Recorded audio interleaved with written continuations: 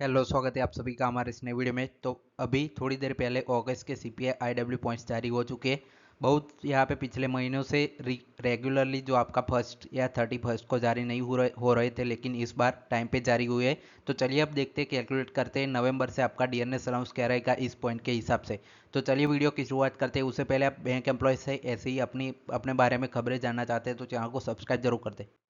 तो चलिए, जो आपके सीपीआई डब्ल्यू पॉइंट्स है वो कितने हुए? 142.6 आपके, ये जो अगस्त के सीपीआई डब्ल्यू पॉइंट्स है वो जारी हो चुके हैं। अब सितंबर के जो है वो आपके आने बाकी है, सिर्फ नवंबर में कैलकुलेट करने पर। अब हम मान के चलेंगे कि आपके सितंबर के हम एग्ज्यूम कर लेंगे, उस हिसाब से आपका डीएनएस अलाउंस का हाइक क्या रहेगा वो हम देखते हैं। इस बार जो आपका सीपीआई आईडब्ल्यू पॉइंट्स है उसमें गिरावट देखने को मिले। जो पिछले महीने का था, जो आपका जुलाई का था, वो 142.7 था, लेकिन इस बार 142.6 था।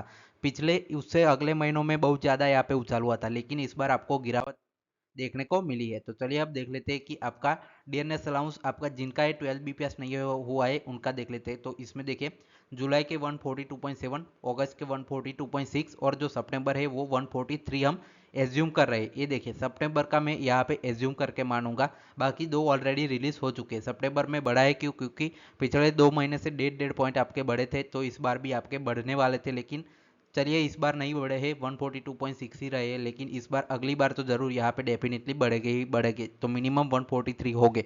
तो उस हिसाब से आपके एवरेज इन तीनों के लिए जाए तो आपके 142.77 आपके आ जाते हैं। इसको आपको जो लिंकिंग फैक्टर है उससे मल्टीप्लाई करने पर ये जो पॉइंट्स आ रहे हैं उसमें जो 11th पे की बेसिक पे थी उसमें यहाँ पे माइनस कर दिया है। तो माइनस करने के बाद आपके नए स्लैब इतने आ जाते हैं। इतने स्लैब का यहाँ पे जो नए स्लैब 758 आते हैं उसको 0.07 डी से यहाँ पे मल्टीप्लाई करने पर जो आपका नया डी क्या रहेगा एक्सपेक्टेड, जिनका 12 बीपीएस नहीं हुआ है, कौन सी किसको ये अप्लाई होता है? तो आरबीआई में ये अप्लाई होता है, या ईजीसी जीपीओ हो गया, ये सारे यहाँ पे बैंक्स में आपका 53.06% रहेगा डीएनएस अलाउंस, अगर इसी हिसाब से आपका रहता है तब। अब चलिए देख लेते हैं जिनका यहाँ पर 12 बीपीएस ऑलरेडी हो चुका है, जैसे एसबीआई और सारे आईबीपीएस के बैंक हो गए, पीएसयू। तो यहाँ पे देखिए एवरेज तो सेम ही रहेगा। एवरेज सीपीआई डब्ल्यू पॉइंट्स 142.77 रहेगी यहाँ पे।